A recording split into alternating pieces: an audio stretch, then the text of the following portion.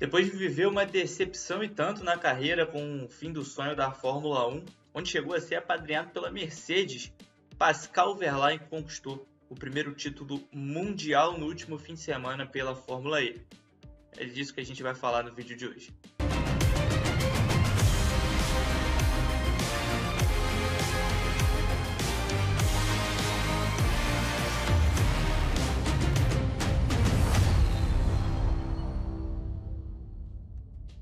Bom dia, boa tarde, boa noite, amigos e amigas que acompanham o canal do Grande Prêmio. Eu sou João Pedro Nascimento, estou aqui mais uma semana para falar da Fórmula E, que terminou oficialmente a temporada 2023-2024 nesse último fim de semana em Londres, com mais uma rodada dupla. Vitória de Pascal Wehrlein na primeira corrida, realizada no sábado, e Oliver Rowland na segunda prova no dia seguinte. Foi um fim de semana muito explosivo, cheio de acidente, muito contato entre vários carros. Um deles, inclusive, encerrou o sonho de título de Nick Cassidy.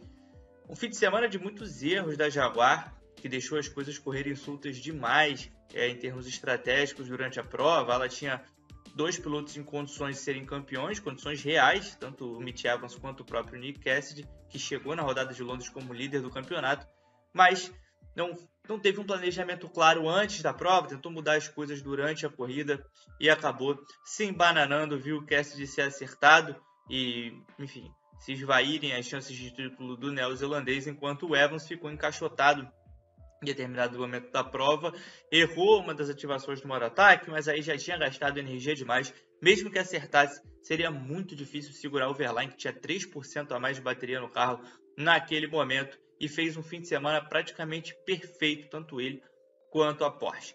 Mas a gente vai focar aqui no desempenho do Wehrlein.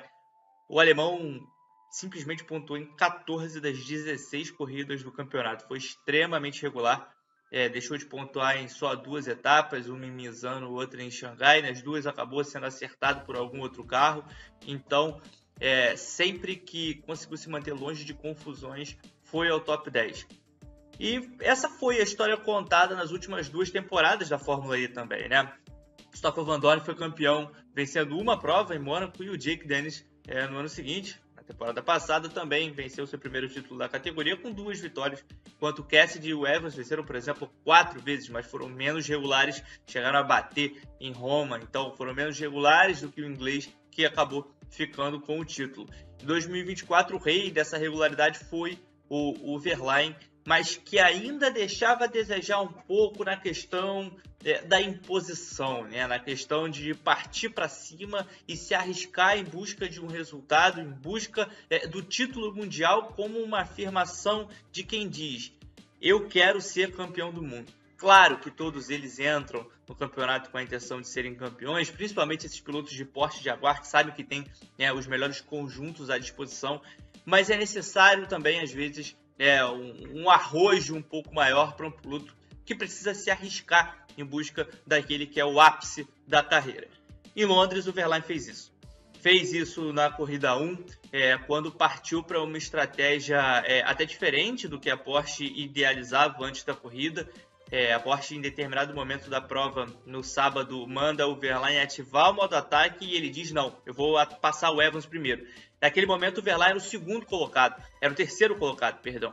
E à frente dele tinha o Sebastian Buemi em segundo e o Mitch Evans liderando a corrida. Ele foi para cima dos dois, depois de se manter em terceiro, cuidar da energia do carro.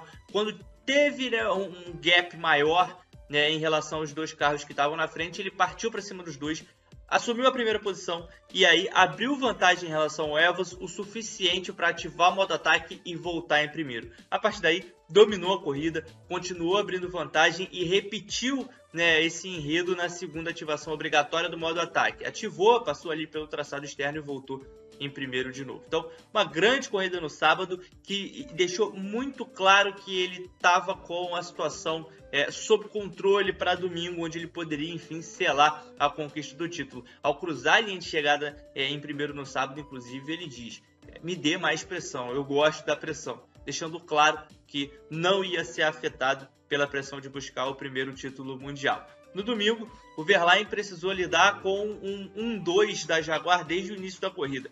Maximilian Ginter largou em segundo, mas foi engolido pelo Mitch Evans na largada. O Cassidy foi o pole. Então, desde o início, a Jaguar teve os dois carros nas duas primeiras colocações.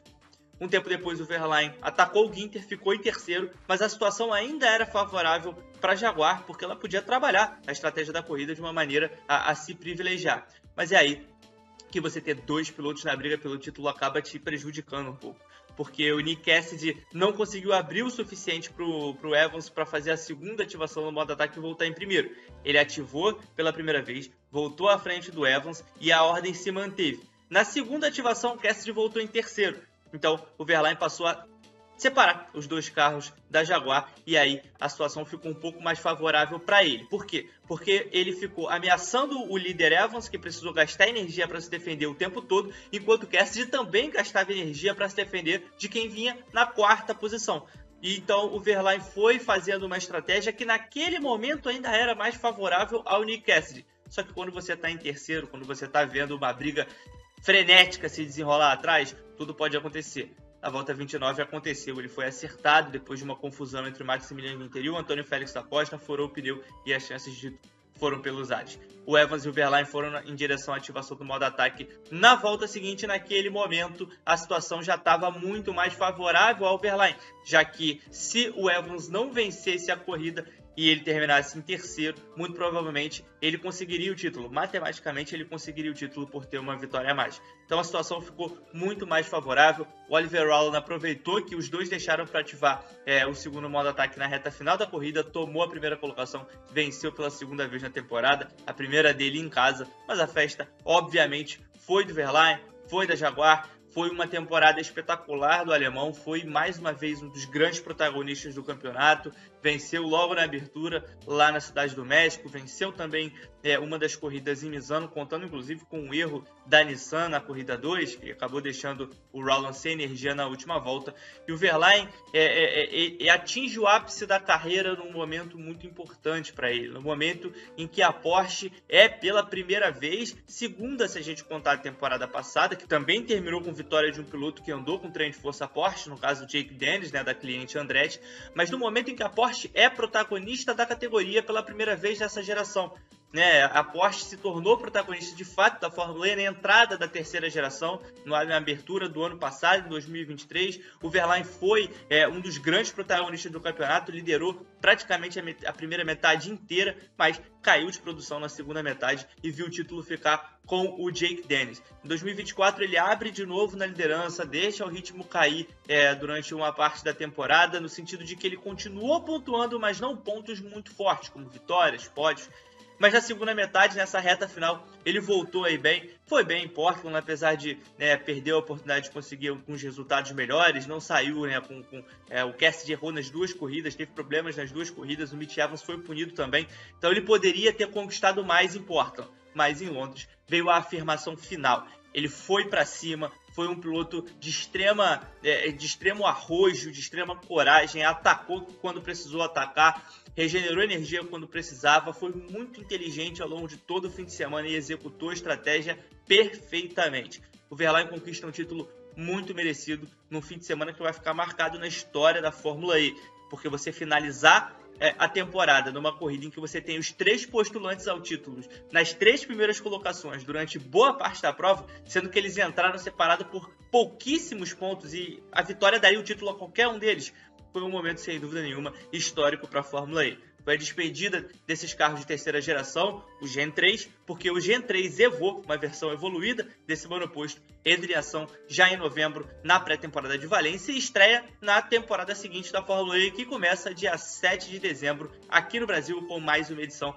do EP de São Paulo. Eu vou voltar nas próximas semanas para fazer uma retrospectiva com vocês da temporada da Fórmula E, fazer alguns pensamentos também sobre a próxima temporada. Tem muita coisa acontecendo no mercado de pilotos. Nico Miller muito próximo de ser piloto da Andretti.